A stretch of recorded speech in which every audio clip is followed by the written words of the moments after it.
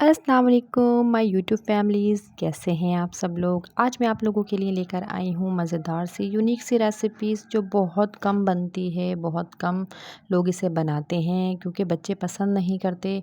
लेकिन अगर हम कुछ एक्स्ट्रा कुछ नया करके बनाएं तो बच्चे खाने भी लग जाते हैं। जैसे दाल बच्चे पसंद नहीं करते तो दाल को हम एक्स्ट्रा और कुछ अलग सा यूनिक करके बनाएंगे तो इंशाल्लाह ज़रूर बच्चे खाएंगे।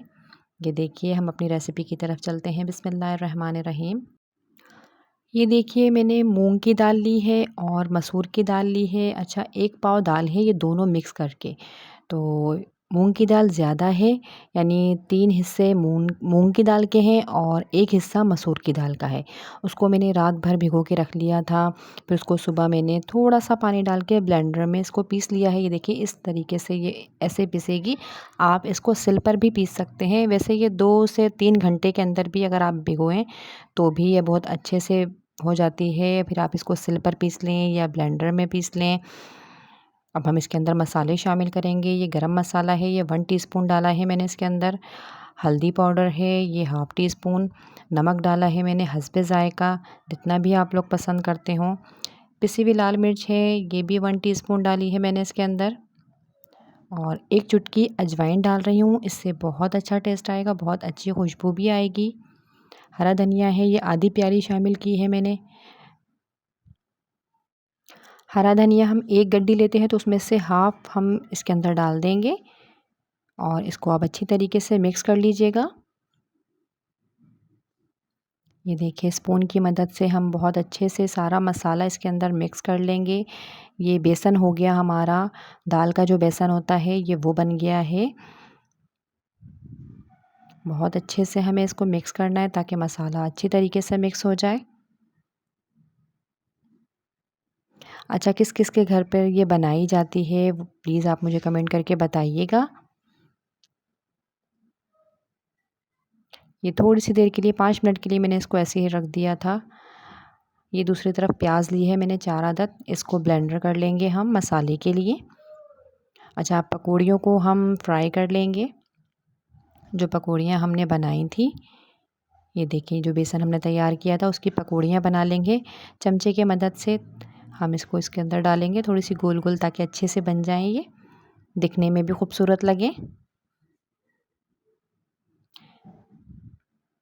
ये देखिए, दरमियानी आँच पे हमें इसको पकाना है ताकि अंदर तक से ये पक जाए।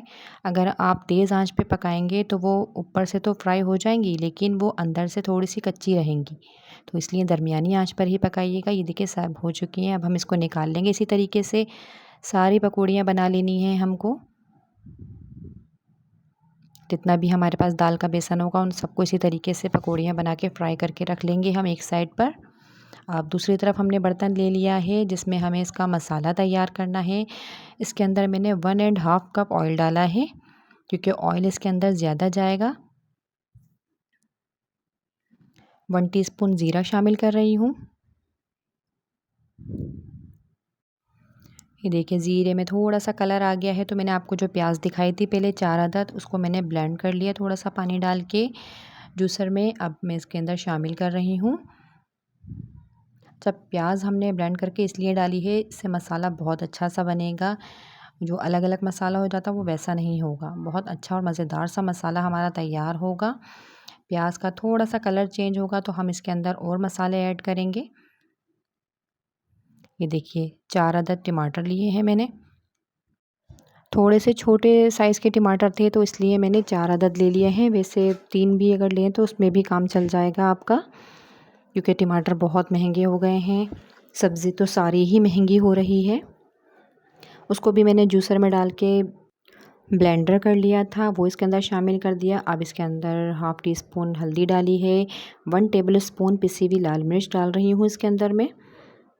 नमक डाल रही हूँ 1 टीस्पून है और आप अपने टेस्ट के हिसाब से डाल सकती हैं। पिसा हुआ धनिया शामिल किया है इसके अंदर 1 टीस्पून। अदरक लहसुन का पेस्ट है 1 टेबल स्पून।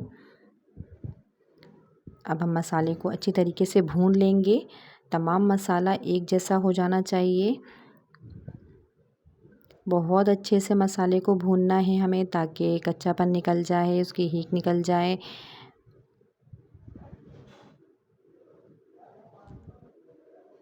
थोड़ी सी देर के लिए हम इसको रखेंगे 5 मिनट के लिए, 5 से 10 मिनट के लिए। देखिए 5 से 10 मिनट के लिए मैंने इसको ढक के रखा था मसाले को।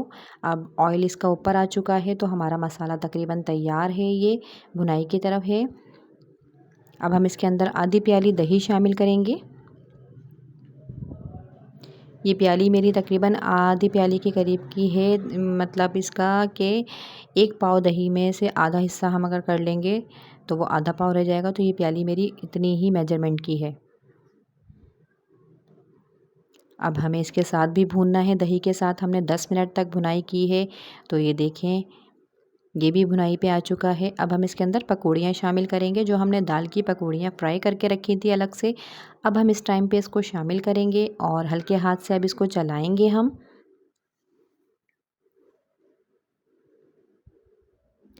ये देखिए हल्के हाथ से हम इसको चलाएंगे, इसकी भुनाई करेंगे। 2 से 3 मिनट तक हमें इसके साथ मसाले के साथ इसकी भुनाई करनी है। फिर हम इसके अंदर पानी शामिल करेंगे।